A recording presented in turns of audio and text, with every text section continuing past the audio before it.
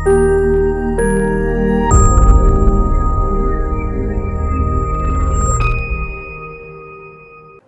Surgery అయిన తర్వాత బాగానే ఉండింది, కానీ రేడియేషన్ అయిన తర్వాత నుంచి గొంతంతా ఎండిపోతుంది, నోరు ఎండిపోతుంది, నాకు తినడానికి ఇబ్బంది అవుతుంది అని అడుగుతారు. నమస్కారం, నేను doctor Avinash Chaitanya, head and neck surgical ఆంకాలజిస్ట్ని.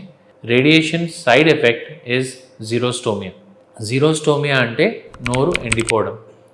బేసిక్గా మనకి నోరు ఎప్పుడు తడిగా ఉంటుంది అంటే మన ఉమ్ము గ్రంథులు దానికి మనకి లాలాజలం ప్రొడ్యూస్ చేసి వెట్గా ఉంచుతాయి, లేకపోతే మనం నీళ్లు తాగి దాన్ని వెట్గా ఉంచుకోవాలి. ఈ 2 రీజన్స్ వల్ల నోరు తడిగా ఉంటుంది, మింగడానికి ఈజీగా అవుతుంది. కానీ బికాజ్ ఆఫ్ రేడియేషన్, ఎస్పెషలీ మనకు 2 సైడ్లు రేడియేషన్ ఇచ్చినప్పటికీ there is always a chance that the major salivary glands and the minor salivary glands can get dried up. బేసిక్గా మనకి 3 మేజర్ salivary glands ఉంటాయి: parotid, submandibular and sublingual. ఇవి కాకుండా many minor salivary glands are there throughout the aerodigestive tract. అంటే lips నుంచి start అయ్యి గొంతు దాకా మల్టిపుల్ salivary glands ఉంటాయి.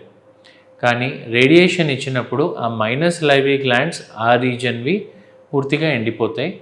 అండ్ మేజర్ salivary glandsకి కూడా lot of radiation effect happens and it causes dryness of mouth. ఇది ప్రివెంట్ చేయడానికి we have lot of new technology in radiation like IMRT, IGRT and VMAT, which are able to reduce the dose which go to the parotid. అంటే ఉమ్ము గ్రంథికి ఎక్కువ dose వెళ్ళకుండా మనం prevent చేస్తాము. అది prevent ఎంత చేసినా కూడా they will be some amount of radiation that goes.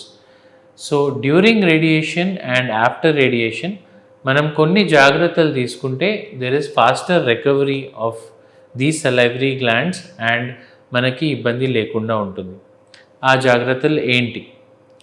బేసిక్గా during radiation, after radiation we have to make sure we continue to have oral diet.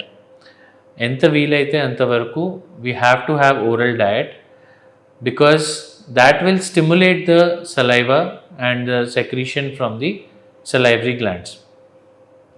At the same time, after radiation kuda we have to start slowly massaging and also using xylogogues. Xylogogues ante koncham pullaga unna candies kaani amla gaani avi notlo pettukunte that will stimulate the secretion of the saliva.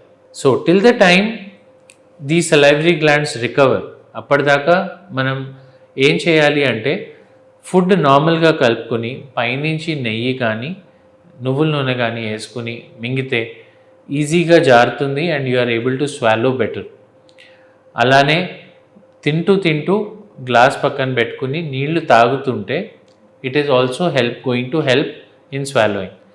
ఈ 2 చేస్తే మనకి ఆహారం ఈజీగా వెళ్తుంది and then it becomes slowly recover అయ్యేటప్పటికి we are able to cope up till that time.